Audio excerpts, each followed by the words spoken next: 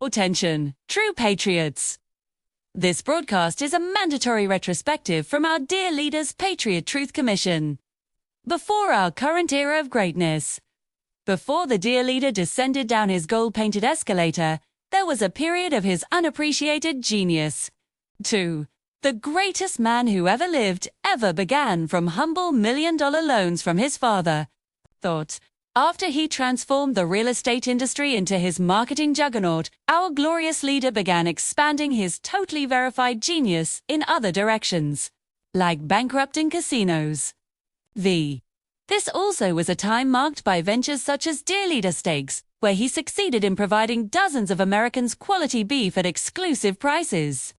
Dear Leader Airline, where he provided the rich and powerful players of finance opulent air travel with service to exclusive private islands that he totally never visited himself. And the legally challenged Dear Leader University, a bastion of his high IQ thought was ruthlessly attacked by fact-based discrimination. And who could forget the refreshing taste of Dear Leader vodka that almost never blinded anyone? This was a period punctuated by numerous, shall we say, strategic divestments and operational adjustments for our dear leader.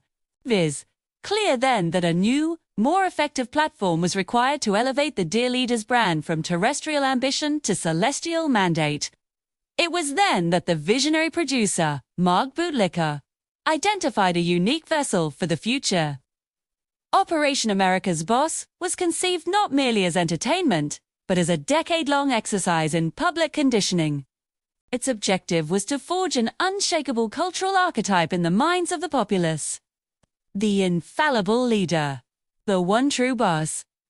The visionary behind this grand design was then TV producer Mark Bootlicker, now our architect of perception. He understood that genuine power is not possessed, but manufactured. Its brilliance lay in a simple truth, that reality is merely raw footage, just waiting to be edited into destiny. The central pillar of Operation America's Boss was reverse engineering through his hit reality TV show, The Understudy, when the dear leader's natural decisions, in their raw form, appeared to some as contradicting the facts. The Understudy production teams, led by Bootlicker's genius, would act. They would scour every frame for the contestants' flaw. Then, through judicious editing and manipulative music, the team would retroactively manifest the boss's genius. The deal was sealed by his sacred soundbite, "You're dismissed." This repetitive, uncontested display of engineered, infallible authority created something potent: the parasocial bond. Millions were conditioned to trust the boss on an intimate, almost familial level, on a weekly, sometimes daily recurrence. Minds were being inoculated against the very concept of contradiction. When the architect deemed the conditioning complete, the dear leader made his move. From the studio set boardroom to the national stage. The transfer was seamless and the new age of greatness had begun. The public did not see a new politician. They saw the boss they already knew. The boss they were trained to believe. The success of Operation America's Boss proved that cultural conditioning is the most effective form of political conquest. The reality TV phenomenon, our Trojan Horse, delivered its payload directly into the minds of the unsuspecting populace.